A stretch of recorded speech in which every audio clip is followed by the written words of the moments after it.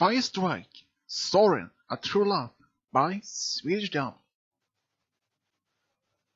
Soarin was so exhausted after a long day of practice in for a next upcoming show in Saudi Arabia.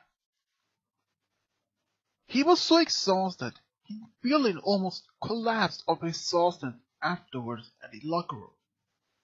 But luckily for his friend Firestreak, who was there to help him to at least get on feet again. But what Firestreak didn't know, that Soarin had a big crush on him. They didn't know they had been knowing each other for a number of years. And Soarin had been in love with Firestreak for about almost 5 years. The only other opponents who knows about this is actually Spitfire and Fleetfoot. Soarin had told them only about a year ago. And they both were actually not surprised, because they know that Soarin had often looked at Firestreak more than often, and during practice and off practice. But they promised not to tell any other pony about this, not even Firestreak. And Soarin wanted to tell him about his true feelings, but at the same time he was still a bit nervous about it. Since this would be his first serious long-term or serious relationship ever. He only had one earlier, but that was when he was in the 4th grade. And that was only about a few weeks. But now he felt ready to start a new one. But at the same time, he was quite worried how to tell him. Even the Wonderballs had their own part there. They lived in the academy, but they still have their own small apartments in Cloudsdale, which they can go to if they want some privacy. And this time, Soarin decided to go to some apartment to stay there overnight. When he came there, he was so exhausted, he just lay down on the couch and fell asleep immediately. But he woke up about almost in midnight. When Soarin had to wake up, he couldn't go back to sleep again. He decided to be up for a bit longer to see if he could go back to sleep again. But he didn't. He actually fell asleep around 5 AM in the morning. But then, just 2 hours later, his alarm clock waked him up. Not again! This was actually the first time in months he had such short sleep. He noticed this big upcoming show in Saudi Arabia was important to the team. But he knows also that Spitfire had told them once and twice before, you should be fully rested when you came to the team or to the practice, because you might injure yourself or even injure others. So Spitfire had been telling this either to him or others at least twice before. So Soarin decided to call the team at the academy and tell he won't be there for today. And Spitfire didn't answer. It was actually Firestreak. How? Firestreak? Is that you? Yeah. Is that you, Soarin? Yeah. What are you doing in Spitfire's office? Oh, she's in the others. She actually passed by and then heard the phone call, so I answered. Oh, can you tell Spitfire that I won't be in today? Oh, something wrong? Well, I didn't get much sleep tonight. Oh, and you remember what Spitfire told us once or twice that you... Yeah, don't worry, I'll tell her, thanks. And then he hung up. The next day, Soarin had finally released some fall rest during the night. But during the night, he had a strange dream that he was actually at the church with Firestreak, and they were actually getting married. Soarin woke up once during the night and thought this dream was very unusual, because over the past few months he has been dreaming about Firestreak, but not like this. And he thought it was just like a one-time dream, so he forgot about it. And during that day after practice, he actually asked Firestreak if he wanted to just hang out, to go to the cafe nearby to get something to eat. And he said, sure, why not? I had nothing to do, then he said. So they fly to the cafe to get something to eat. But unfortunately, Firestreak didn't have enough bits to pay for the food. So Soarin told him that he could pay for him, and he can pay from both. And Firestreak didn't want to do it, but he insisted, so he did. When they were at this cafe, Soarin could not resist to look at Firestreak. But sometimes when they were sitting there, some of the Phillies and Coles came up to them for an autograph, which they didn't mind since they were very popular and idols for all the children.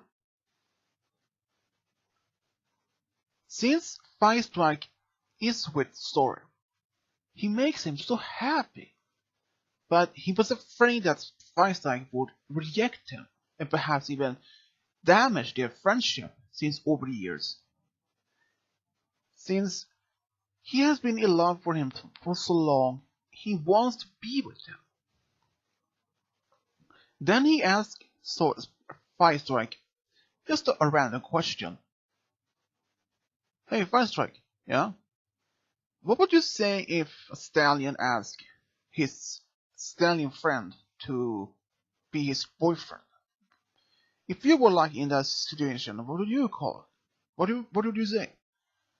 Well, if that stallion was a friend of mine, and well, it was a very hard question actually, said Firestreak, and he sat there quiet while Soarin was looking at him. Well, if I had to say, I would actually be flattered, and in fact, I wouldn't mind dating. Soarin was surprised. He thought he would say, no, I'm not interested in stallions, only mares, but are you even interested in stallions, or just mares, or both? In fact, I'm actually interested in stallions, said Firestreak. I have been there since I was like 18, but never had any serious relationship. I only dated a few stallions once or twice when I was younger, but that was years ago, said Firestreak. What do you ask? Asked Firestreak and looked at Soarin. Soarin couldn't even get any direct answer. He tried to hide that he was blushing, but it was too late. Wait, are you blushing, Soarin? All he could do was just nod. Wait, those questions. Are you in love with me? And before Soarin could answer him, or even Firestreak could get an answer, Soarin put the money on the table and ran out for the cafe just before he could even answer. And he didn't fly back home or either academy, he was flying so fast as he could, away from Cloudsdale. Where did he go? The next day, the other team members thought that they wondered why Soarin didn't even come back. They started wondering if he was sick or called off the day or something, but no one had even called or even contacted the team. No once. And Firestreak didn't mention about this talk they had at the cafe the day earlier. He thought that this was more too private. He wanted to tell the others about it. So, after the big practice, Firestreak started to look around in town and around Cloudsdale to see if anyone had seen Soarin. But unfortunately, nobody had seen him, not since yesterday. He hasn't been at home, hasn't been at the academy, or even his own parents. So where could he be? Firestreak started to look around in all those places he usually can go to. But nowhere. Not at the park, or anywhere in Cloudsdale. So he started to look around in the areas around the town. But unfortunately no sign, no trace of him. He even encountered some other stallion, Pegasi, earth ponies, and unicorns on the ground nearby as well. And he asked them if they had seen him. But they all shaking their heads. They haven't. Now Firestreak started to get a little bit worried about his friend. But what Firestreak didn't have it realized yet. He was so worried, but this was actually about more than just a friend. He was actually very much concerned about his well-being. He started actually to like Soarin even more as a friend. Then he was close by to Pony, so he decided maybe he can ask some of the ponies there if they had seen Soarin. But unfortunately, none of the ponies that have seen him, except for two of them, Pinkie Pie and Rarity. They told Firestreak that they had seen him, but with Rainbow Dash. Since Rainbow Dash was part of the team, and they told him where she lives, and he flew there. And much correct. Soarin was there. He was sitting in the living room with Rainbow Dash to talk to him. He could hear him from outside. Are you even sure about this, Soarin? Are you even very much loving him? Yeah, I am. I've been there for a number of years, but never had the courage to tell him, or even ask him out. I didn't even know if he liked stallions or just mares. Have you even told any other ponies about this before? Only with you. Spitfire and Fleetfoot know about it, but now you and Firestreak soon probably all of us will know it. Soarin was so very deep down hurt. I don't think he would ever date me or even like me the same way after I told him. Perhaps even about me were my friend anymore. Then they heard a knock on the door. Who is it? Asked Rainbow. It is me, Firestreak. And when Soarin heard his name, and at that, and it was even Firestreak outside the door, he got panicked. And just before even he could do something, Rainbow Dash had opened the door, let him in.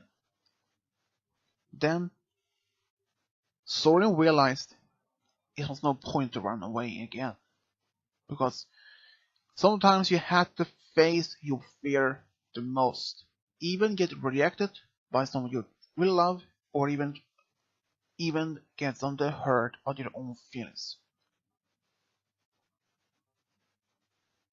I'm gonna leave you alone, said Rainbow and left the house. Firestreak went to the table, or on the couch, across the table where Soarin on the chair. So, Soarin, what you said at the cafe yesterday, was that even true? And what I heard from outside, is that all true? Soarin couldn't even look at it. All he was looking down on the table and said, yeah, all was true. I'm sorry if I even told you, but I was afraid. I didn't know how I would react. And it was quiet for a moment. It felt like an eternity. But then Firestreak said, "You shouldn't be nervous, Soarin. I know how it feels to be like that. Believe me, I know. You see, the last time I dated a stallion, he only used me to get attention. I found out about it only after we had been dating for about almost 6 months. He only wanted to date me because he wanted to inspire to perhaps do some increase his own popularity among the stallions or the mares. I found out about this from Spitfire, who told me about this. She noticed that something was very odd with him. Then I even asked him myself, and he confirmed that he only used me for his own attention. So I decided to break up this relationship and decided not to date for at least a couple of months. It turns out to be a number of years instead. I was afraid another stallion would hurt me the same way again. So therefore I didn't even tell any other opponents about this, not even Spitfire. Well, she only noticed and she realized it then, but I didn't confirm right to her. But she realized I was telling the truth about it. So now she is the only one who knows about this except you and Rainbow Dash. So believe me, I know how it feels to be hurt, especially when to someone you thought you loved so much. And sorry, even if you had to ask me out, I would have said yes immediately, because I like you. Even you are my friend, I wouldn't even give you a chance to date you. I would. Soren was very much taken aback. He was maybe prepared for kind of that response from Firestreak, especially now. But Soren was still looking at the floor. He couldn't say a word. So Soren, would you even consider to maybe go out with me tonight? And Soren didn't say anything, except, "Are you sure?" "Absolutely," he said. "What time?" he asked. 6. "Where?"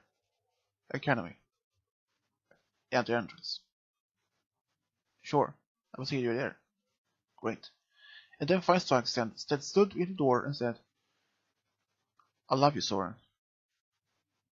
And Soren looked at him, and before he could say anything, Firestreak had only left. Soren was beyond even imagine that Firestreak had told him that he loved him. This was probably one of the best things ever that he could ever hear from. But now he realized something else. How would they confirm now when take the next one? Would this date ever go well, or could it be a failure and they still be friends but is awkwardness? But he would still go out with him, no matter what. Even he now asked him out himself. At 6 p.m. at the entrance of Academy, Soren was waiting for Firestreak, and he appeared just 1 minute after 6. And they went to this local restaurant nearby, and first it was quiet between them. They had nothing to even talk about. But then Soren brought up this upcoming show in Saudi Arabia that he thought it was going to be great show, and from that moment they started to talk about the show and some past events, and after that they talked about almost casually, and even told some jokes to each other. They started laughing, and from that moment, for them, it felt not awkward anymore. It felt like they were meant for each other. Soren and Firestreak left the restaurant afterwards, but they didn't went home. They actually went to a small local karaoke bar, and they sang almost the entire to closing down. It was a great time for them both. And even after that, then they went back to the academy. But just before then, Firestreak told Soarin, "I have actually a great time." "Yeah, me too," said Soarin. And just then, Firestreak kissed Soarin right there. And Soarin, he was so red, and he said, "I love you, Firestreak." And from that moment, they went on more dates. And even just shortly after, on their third date, they were a couple, officially a couple. All their friends, especially Spitfire, were just happy for them. They didn't judge or even telling you that was wrong. They actually respected all their wishes and wished them all the best luck. Even both Soarin and Firestreak was happy about their friends' support. And surprised enough, the families also was very supportive. Soarin was believed that his parents was going to be put an outcast of the family, but instead they actually respected his wishes and wished them very much luck as well. And just barely 2 years after they started dating, Soarin actually asked Firestreak the big question. And Firestreak, he didn't need a minute to think for an answer. Just after he popped the question, he said a yes.